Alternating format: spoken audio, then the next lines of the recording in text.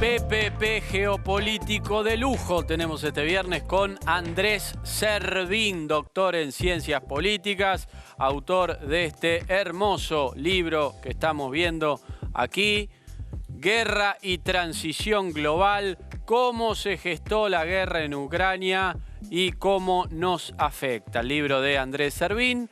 Hay muchos artículos escritos en distintos diarios, por eso es PPP, hicimos una especie de rulito esta vez, en Perfil, en Clarín, en Foreign Affairs. Muchísimas gracias, Andrés, por venir. Gracias a ustedes. Realmente, bueno, tenemos, además de tu libro, Geopolítica para hacer dulce, pero empecemos por tu libro. Vos decís, la guerra termina de consolidar, va en sentido de una transición global que se estaba dando hacia un nuevo orden. ¿Qué nuevo orden? ¿Por qué la guerra va en ese sentido? Bueno, a ver, haciendo un par de pasos atrás para explicar cómo sucede esto, lo que es importante entender es que tuvimos a caballo entre los dos siglos un proceso en donde hay un desplazamiento de la dinámica geopolítica del ámbito atlántico al ámbito del Asia-Pacífico. Y emergen una serie de actores importantes desde el punto de vista económico, pero progresivamente también desde el punto de vista geopolítico, en el ámbito asiático. Sí. Entonces, en ese proceso pasan dos cosas. Uno, la globalización como tal, que venía en pleno auge, empieza a verse cuestionada porque aparecen toda una serie de políticas proteccionistas, particularmente durante la última administración en Estados Unidos, pero también en Europa. Sí. Y por otro lado, lo que sucede es que los actores que emergen empiezan a tener una percepción distinta de cómo deberían ser las relaciones de poder a nivel internacional y por lo tanto cómo eso se expresaría en el sistema internacional. Sí. Y eso es todo un cuestionamiento. Entonces, a partir de ahí hay un proceso en donde estos nuevos actores empiezan a cuestionar lo que ha sido el núcleo de los que definen las reglas de juego del sistema internacional, que ha sido Occidente, básicamente, bajo la hegemonía de Estados Unidos. Y en función de eso empiezan a generar sus propios espacios y áreas de influencia que pretenden, digamos, materializar en bloques económicos que a su vez favorezcan a sus propios. Vos ahí en la tapa te haces la pregunta de cómo nos afecta. O sea, la afectación que está viendo, que claramente es visible en muchos lugares, ¿es definitiva? Quiero decir, ¿el daño que ha provocado cambia el orden global para siempre en un sentido? Yo creo que estamos en un proceso muy acelerado de cambios, pero también con muchas turbulencias e incertidumbres. Es decir, no sabemos muy bien hacia dónde vamos, sabemos que se está produciendo este cambio y lo que tenemos que precisar por lo menos cuáles son los actores y las tendencias predominantes para ver hacia dónde nos dirigimos. Y ahí es donde empezamos a tener diferencias, porque hay analistas que... O sea, no hubo una guerra fría. ¿Vos no ves que se haya dado, en términos políticos, una guerra fría todavía? En el sentido de cómo es la redistribución del poder, vos todavía no lo tenés claro cómo va a ser. A ver, aquí hay por lo menos dos versiones distintas, o tres. Una que dice, bueno, el mundo va a seguir siendo unipolar con el poder concentrado en Occidente y particularmente en Estados Unidos. Dos, el mundo va a ser bipolar por la disputa geoestratégica entre China y Estados Unidos y eso va a convertirse en el eje que organiza el sistema internacional. Y tres, otros que dicen, no, este va a ser un mundo multipolar donde va a haber distintos centros de incidencia, influencia y capacidad. La mía más bien me inclino por la multipolar. De hecho, el libro anterior se llama Eurasia y América Latina en un mundo multipolar. Sí, hablas mucho de la multipolaridad. Andrés, me gustaría preguntarte puntualmente por la guerra en Ucrania. Bueno, hace varios meses que está este proceso bélico desarrollándose. Al principio tuvo mucho interés mediático porque se entendía que iba a haber un desenlace rápido. Eso no sucedió. ¿Nos estamos acostumbrando a esa guerra y en todo caso, cuándo va a tener un desenlace que pueda dejar de cobrarse vida? Yo creo que todavía no estamos ni siquiera atisbando el fin de esta guerra. La guerra va a continuar por un periodo, a pesar de que hay algunas señales interesantes, como esto del acuerdo para la salida del trigo ucraniano, digamos, empiezan a generarse ciertos canales de comunicación, pero eso no implica que haya canales de comunicación que conduzcan al diálogo para... A la paz. Claro, para llegar a algún tipo de acuerdo.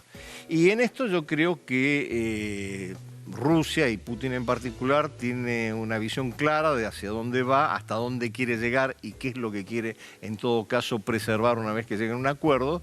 Y por otro lado yo creo que Zelensky está más que nada reflejando las expectativas de Occidente en términos de la contención de Rusia. Pero no sé si tiene muy claro cuáles son los intereses específicos de Ucrania, hasta dónde quisiera llegar Ucrania y qué es lo que quiere preservar después de este desastre que es desde el punto de vista humanitario, ¿no? Andrés, me quiero meter en otro conflicto, porque hay otro conflicto, China-Estados Unidos, a partir de la visita de Nancy Pelosi a Taiwán. ¿Qué está pasando ahí? ¿Eso fue buscado por los Estados Unidos? ¿Ves posible que China finalmente invada Taiwán? ¿Hasta dónde puede escalar todo eso? Mira, en realidad, en muchos trabajos previos, de alguna manera hay una cantidad de analistas que ni siquiera preveíamos que lo que iba a estallar iba a ser un escenario europeo. Estábamos pensando que todo lo que iba a pasar en términos de conflicto iba a pasar en el Indo-Pacífico. Sí. Más por la estrategia de Estados Unidos, digamos, y la construcción de alianzas que estaba tratando de generar para contener a China. Entonces ahora llegamos a un punto en donde esto sí se presenta como un teatro bélico eventualmente. Hay posibilidades de que la situación escale. Lo que estamos viendo es que todavía no sabemos hasta dónde va a escalar. La visita de Nancy Pelosi provocó unas primeras reacciones de carácter bélico, pero todavía no nos aclara la película en cuanto a hasta dónde va a llegar China. Está China sencillamente mandando un mensaje muy claro de que por favor no se siga metiendo con nosotros. Va a recurrir a su sistema de alianzas y de vínculos en la región. ¿Cómo lo va a hacer? Pero por ahí salió el presidente de Corea del Norte a decirle que... Kim Jong. Sí, Kim Jong. Sí, yo nunca me acuerdo los nombres. Que de alguna manera China había arrugado, para decirlo. Mira.